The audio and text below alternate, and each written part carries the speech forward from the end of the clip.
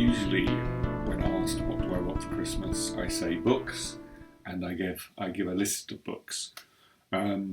This year, I was kind of like, no more books. I feel completely written and read out, and my to be read list is still high, and there are books everywhere in the house that haven't been read and may never be read.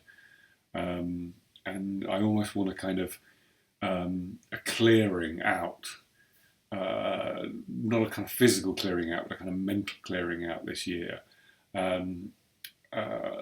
which in some kind of physical way is represented by the fact that I've cut all my hair off, just to free my head, lighten my head. But anyway, that doesn't mean I didn't receive books. It just meant that I was trying to manage the amount of books that I was given.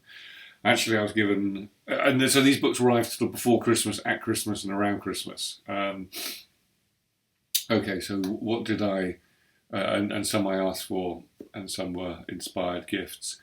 But anyway, there's quite a lot of reading there.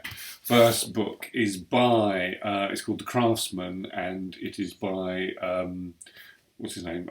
I do know, Richard Sennett, who is a sociologist, writer, and it's about how we gain knowledge through doing, how knowledge is passed between us, how the knowledge of craftsmanship, craftspersonship, is transferred from human being to human being, but also transferred from the doing of into our sense of what it is to have knowledge. So it's a very kind of eclectic set of thinking, but it really expands how we think about acquiring knowledge.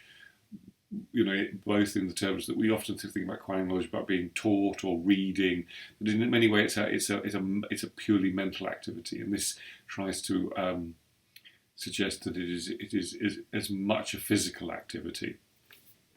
A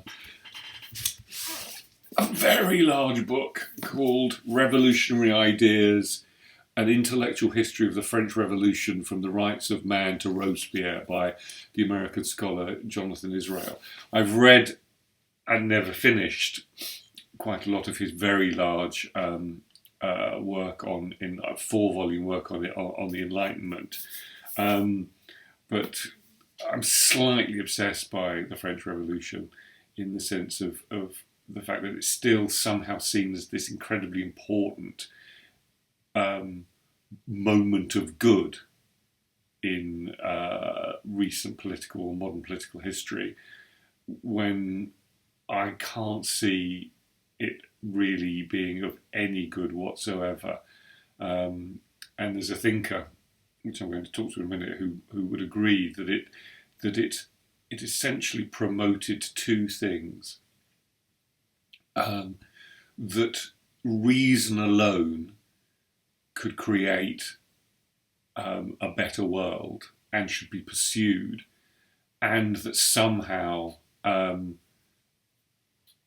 that in being subservient to reason, the terror was permissible because it's now kind of been subjugated, or it's become sublimated into the greater narrative of the greatness of the French Revolution. So anyway, there's that. This, which I asked for, Robert Sapolsky's Behave: The Biology of Humans at Our Best and Work, is essentially a book about kind of neurobiology, sort of the endocrine system, and then goes into culture and behaviour and genetic inheritance, whatever. But what's really important about this book, and it is right, it's like slightly irritatingly written, because there's a sort of jocosity about it, which we just don't need in this levels of science writing. It doesn't need to make jokes. It doesn't need to kind of ingratiate itself, saying, "Oh, look, you know, whatever. But anyway, the most important thing about this is it's making it very clear that we cannot identify one cause for our behaviour, good or bad. It's not about neurotransmitters. It's not about hormone levels. It's not about genetic inheritance. It's about all of these things, and we need to know about all of these things if we are to think about our behaviour, as each bit of science unpicks one area. At the moment, it's very much neuroscience that's at the forefront. That says it can tell this and this about it. For a while, it was the endocrine system. People said, testosterone does this thing and oxytocin does this thing, and he's saying yes, but in context. The next book I will pick up, I just got this, River by Esther Kinsey, with a great endorsement by one of my favourite writers, Claire Louise Bennett, on the back. I don't know anything about it. What I do know is it's published by Fitzcarraldo Editions, who are by some margin the most impressive small press in the UK. Almost everything they publish is of extraordinary cultural, intellectual, creative, artistic quality. If you're going to subscribe to any small press in this country, this is the one to subscribe to. I forgot to subscribe last year, because I had so many books to read, and I haven't subscribed this year, but this came through the post, so I'm not sure why, but thank you, Fitzcarraldo Editions. Gray's Anatomy, the selected writers of John Gray. Now, John Gray is an interesting man. He's written a lot of books recently that people have found very engrossing and compelling and part of the national discourse, especially in this country. Gray and I agree on a lot of things, fundamental things, which is that human beings are radically unknowable, that reason is not the only way to think about life, and that materialism is we're on a hiding to nothing. On the other hand, where he then gets to is the complete opposite of me, which is he is a sort of, I say, this sort of Darwinian conservative, small c, is not probably the case, but in the end he probably thinks that life is chaos and needs to be managed because of it, whereas whilst I don't believe necessarily in human progress, I do believe that in a different kind of human flourishing, what might be called kind of Christian hope, although I'm not a doctrinaire Christian in any way. And then finally we have Goethe, Life as Work of Art, by Rudiger Safransky, which is translated by David Dollemeyer from the German.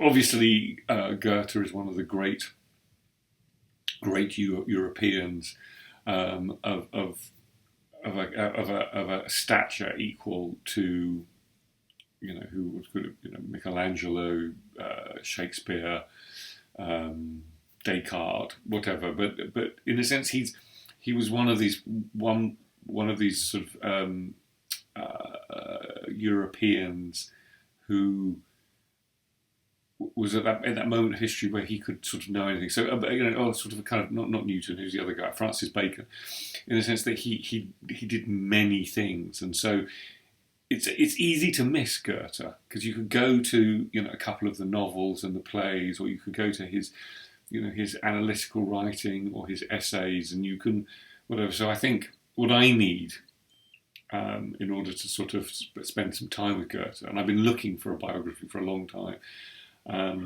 is a way of kind of mapping his thought and his trajectory, so I can, when I pick the books up and I read the stuff, I kind of know where I am, because I don't when it comes to my kind of. I know a little bit about 19th century and 20th century German philosophy and thinking, but and a little bit about its literature and a little bit about its poetry, but I need some orientation. Anyway, that's it. But before I go, I just want to give 2 shout-outs to 2 YouTubers who have given my novel some very kind comments before Christmas. And I shall put their links, their YouTube addresses below. And that's Kate Armstrong, who was very kind and generous about my novel, and Juliet Ann, who gave a really rather moving reading, I have to say, of a part of my novel in her longish video. But more importantly than that, Kate is doing lots of reviews of lots of interesting books. And Julia Ann is slightly broadening what might be talked about on BookTube, as it were. So both worth checking out and subscribing, and bring them up the order. But anyway, and also Happy New Year to people. Let's hope this is a slightly less tumultuous year than the last couple, and we have no more Brexits or Trumps, and we try and find our way back to some better and more generous sense of what it is to be human. But other than that, goodbye.